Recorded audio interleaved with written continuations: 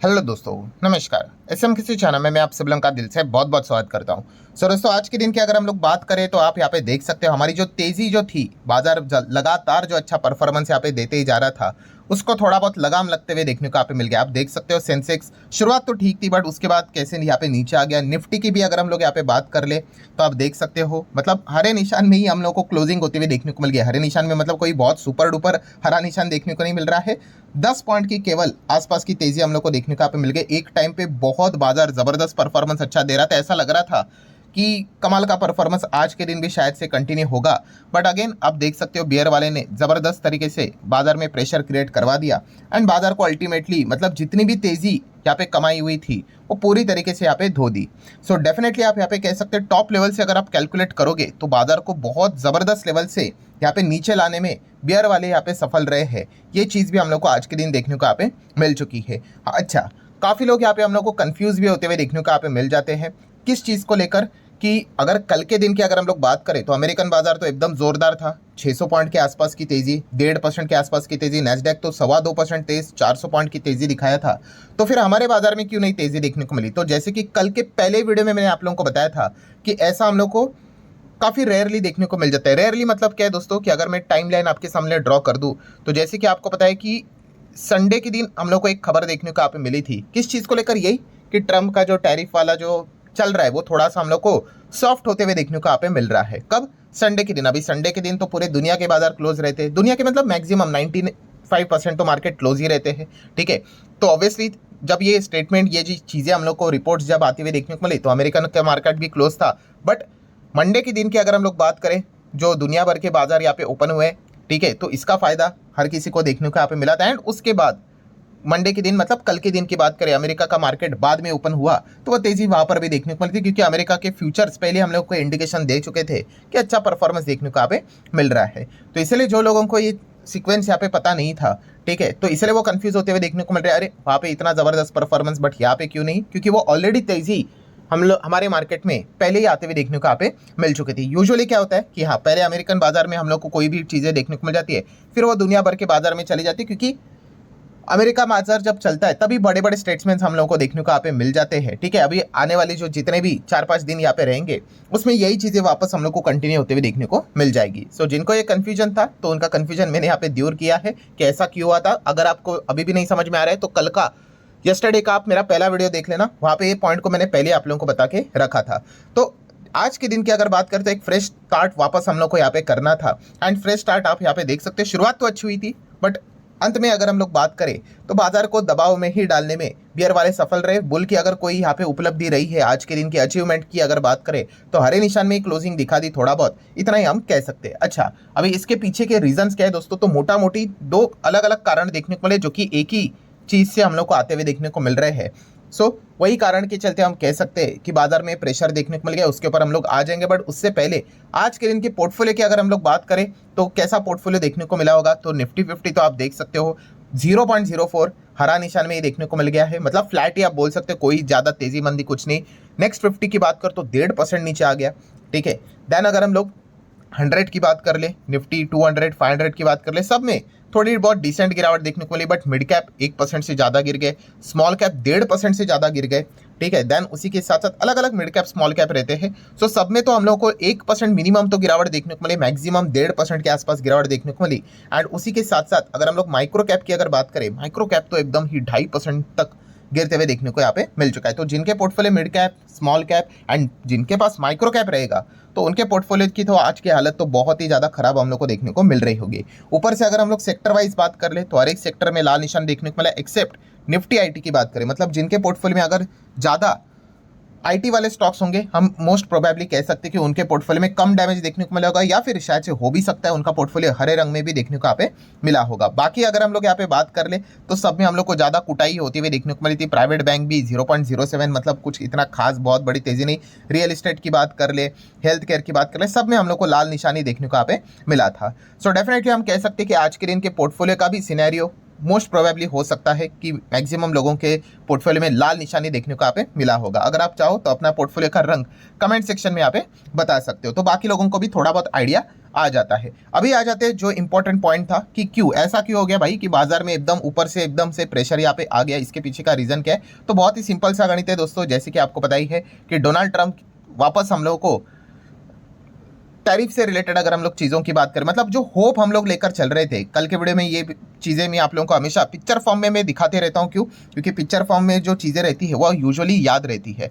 सो जो एक होप थी किस चीज़ को लेकर कि ट्रंप टैरिफ को लेकर अभी थोड़ा बहुत नरम होते हुए देखने को मिल चुके हैं, बट वो होप वापस हम लोग को फीकी पड़ती हुई देखने को मिल रही है। क्योंकि वापस अगर हम लोग यस्टरडे की बात करें तो ट्रंप ने टैरिफ से रिलेटेड 2 बड़े अनाउंसमेंट यहाँ पे करके रखे हुए हैं। उसमें से पहला अनाउंसमेंट तो कल के आखिरी वीडियो में मैंने ऑलरेडी कवर करके रखा था, जहां पे नया चीज हम लोग को क्या देखने को मिल गया कि Trump announce 25% tariff on those countries who buying oil from Venezuela. So Venezuela का ये देश हम लोग को देखने को मिल जाता है। इस देश से जो भी देश ऑयल खरीद लेता है, ठीक है, उनके ऊपर हम लोग क्या करेंगे, 25% का टैरिफ लगा देंगे, टैक्स लगा देंगे। ये ट्रंप ने धमकी देखिए रखी हुई है। ठीक है, अभी आप बोलोगे ऐसा क्यों? तो उन्होंने बोला है कि भाई ये जो कंट्री है वो काफ़ी हॉस्टाइल है, हमारे खिलाफ है। ठीक है, बहुत सारे गलत चीज़ें हमारे कंट्री के खिलाफ यहाँ पे करती रहती है। ठीक है, एंड इसको अल्टीमेटली ऑयल से ही फंडिंग यहाँ पे होती रहती है, ऑयल से अच्छा कमाई करती है। सो जो देश इनसे ऑयल खरीदता है वो अल्टीमेटली हमारे खिलाफ ही एक्टिविटी कर रहा है, ऐसा ही यहाँ पे हो जाता है। एंड इसी चीज़ को लेकर जो टैरिफ का जो फाइनल अनाउंसमेंट रहेगा वो 2 अप्रैल से, मतलब अनाउंसमेंट मतलब उन्होंने ऑलरेडी बोल दिया है कि टैरिफ तो यहाँ पे लग रहा है भाई, कितना 25% का टैरिफ यहाँ पे लगा रहे हैं हम लोग जो भी वेनेजुएला से ऑयल खरीदते हैं। ठीक है, 2 अप्रैल से स्टार्ट हो जाएगा। अच्छा, अगर आपको 2 अप्रैल से वो टैरिफ अगर नहीं चाहिए 25% वाला, तो सॉल्यूशन क्या है? तो सॉल्यूशन ये है कि आपको वेनेजुएला का ऑयल से रिलेटेड करार तोड़ना पड़ेगा। अगर आप नहीं तोड़ोगे तो ऑटोमेटिकली 2 अप्रैल को यहाँ पे टैरिफ यहाँ पे आपके ऊपर लगने वाला है। तो ये पॉइंट यहाँ पे ट्रंप ने क्लियर कट बोल के यहाँ पे रखा हुआ है। एंड इसी फ्रेश यूएस टैरिफ के चलते ये कंसर्न क्यों है इंडिया के लिए? क्योंकि यस, वेनेजुएला से हम भी अच्छा खासा ऑयल यहाँ पे बाय कर लेते हैं। इनफैक्ट हम कह सकते हैं वेनेजुएला के सबसे बड़े बायर तो हम ही हैं। ठीक है, मैं आपको डेटा भी यहाँ पे दिखा दूंगा। प्लस चाइना की भी अगर हम लोग बात करें, वो भी वेनेजुएला से अच्छा खासा ऑयल यहाँ पे खरीदता है। सो हमारे ऊपर ऑटोमेटिकली 2 अप्रैल से क्या हो जाएगा, हमारे ऊपर, चाइना के ऊपर और जो भी देश है उनके ऊपर 25% अमेरिका का टैरिफ लगना यहाँ पे स्टार्ट हो जाएगा। अगर उसको अवॉइड करना है तो करार तोड़ दो, ये उनका कहना है। आप देख सकते हो क्रूड ऑयल की अगर हम बात कर ले, ठीक है, जो ये कैपलर हम लोग को देखने को मिल जाता है, उन्होंने ये रिपोर्ट पेश किया कि इंडिया का दिसंबर का डेटा की बात कर ले, सिर्फ वेनेजुएला की हम बात कर रहे हैं दोस्तों, तो कितने बैरल प्रतिदिन हम लोगों ने यहाँ पे मंगवाए थे? 1,91,600 बैरल पर डे ये हम लोगों ने यहाँ पे इंपोर्ट किए थे। कहाँ से? वेनेजुएला से।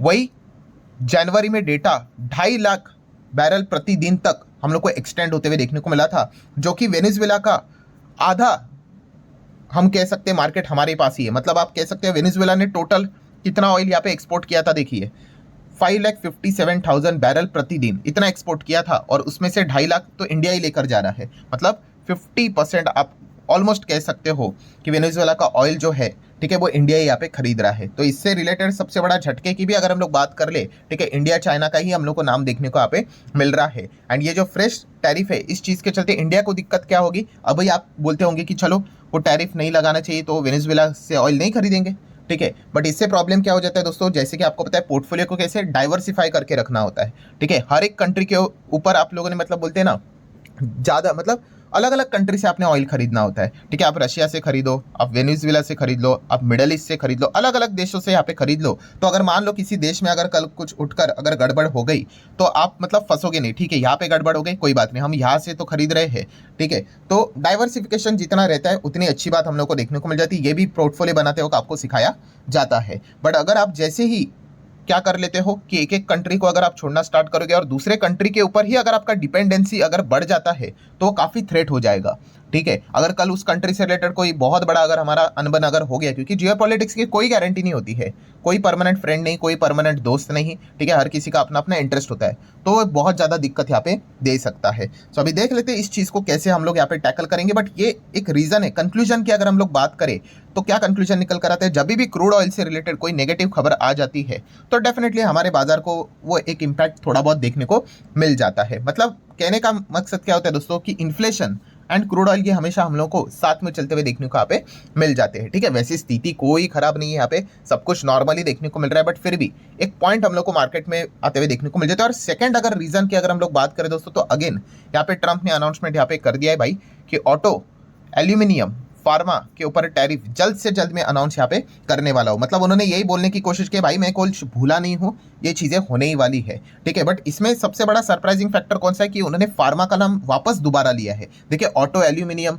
बाकी के दुनिया भर की जितने भी चीज़ें, जेम्स ज्वेलरीज की बात करें, हमें पता है कि अगर चीज़ें अगर प्रॉपरली डील आउट नहीं हुई तो इनके ऊपर तो टैरिफ आ ही जाएगा। बट फार्मा ये एक ऐसी चीज़ है दोस्तों जहाँ पे काफ़ी लोगों ने अमेरिका से रिलेटेड भी विरोध किया था। उन्होंने बोला था भाई फार्मा के ऊपर मत करो करके, बट नहीं, ट्रंप ने वापस यहाँ पे बोल दिया, हिंट दे दिया है कि भाई वो टैरिफ फार्मा इंपोर्ट के ऊपर भी यहाँ पे लगाने वाले हैं। एंड इसी चीज़ के चलते ज़बरदस्त सेलिंग आज के दिन आपने देखा होगा कि फार्मा स्टॉक्स में हम लोग को देखने को यहाँ पे मिला था। ऐसा क्यों? क्योंकि अगर अमेरिका से कोई दवाई अगर इंडिया में आती है तो उसके ऊपर 10% का टैक्स लगाया जाता है, बट अगर इंडिया से कोई भी दवाई अमेरिका में जाती है तो आप देख सकते हो उसके ऊपर 0 टैक्स है, ठीक है। तो अमेरिका यही कहता है भाई कि आपका माल हमारे इधर आता है, हम 0 टैक्स लगाते हैं, आप हमारे ऊपर 10% टैक्स लगाते हो, तो आपके दवाई के ऊपर भी हम एटलीस्ट 10% तो टैक्स यहाँ पे लगा ही देंगे अगर रेसिप्रोकल को पकड़ा जाए बेसिक कैलकुलेशन के हिसाब से। बट अगर ऐसा हुआ तो अमेरिका में जो दवाई हम लोग को देखने को मिल जाती है वो ऑटोमेटिकली हम लोग को 10% से महंगी होते हुए देखने को मिल सकती है, एकदम बेसिकली अगर बात करें तो, ठीक है। तो इसी चीज़ को लेकर थोड़ा बहुत हम लोग को विरोध भी अमेरिका में इस पॉइंट को लेकर होते हुए देखने को मिला था। बट नहीं, ट्रंप ने कल के दिन भी जो है स्टेटमेंट दिया, वहाँ पे उन्होंने ऑटो, एल्यूमिनियम एंड फार्मा इसका भी नाम लेते हुए देखने को मिला। इसी चीज़ के चलते वो गिरावट भी देखने को यहाँ पे मिले। तो फाइनल कंक्लूजन क्या है दोस्तों? फाइनल कंक्लूजन यही है कि बेयर वाले जो थोड़े से यहाँ पे गायब हुए थे तो उनको एक वापस रीजन मिलते हुए देखने को मिल गया, बिकॉज इकोनॉमिक अनसर्टेनिटी वापस ट्रंप ने अपने स्टेटमेंट के चलते बाजार में जीवित रखी है, ठीक है। इस पॉइंट के चलते हम यहाँ पे कह सकते हैं बेयर वालों को भी मौका चाहिए ना भाई बाजार को दबाने के लिए, तो बस वो मौका उन्होंने यहाँ पे दे दिया। ट्रंप पूरी तरीके से शांत थे इतने दिनों तक, तो आप देख सकते हैं बुल वाले जबरदस्त तरीके से बाजार को खींच भी यहाँ पे रहे थे और भी अलग अलग फैक्टर थे। बट जैसे ट्रंप एंड उनका फेवरेट टैरिफ वाला टॉपिक आ गया तो इस माहौल में मार्केट को दबाए रखना थोड़ा सा बेयर वालों के लिए फेवरेबल यहाँ पे हो जाता है। सो अल्टीमेटली वापस ट्रंप ने बात बोल दी भाई कि 2 अप्रैल ये कितना बड़ा दिन है, इसको नोट करके यहाँ पे चल लेना, ठीक है। ये वो बार बार हाईलाइट करने की कोशिश यहाँ पे कर रहे हैं। मतलब पिक्चर अभी भी बाकी है, हम ऐसा भी कह सकते हैं। सो आशा करता हूँ दोस्तों वीडियो हेल्पफुल लगा होगा, चाहो तो लाइक एंड शेयर कर सकते हो। मिलते हैं अगले वीडियो में, तब तक के लिए बाय बाय।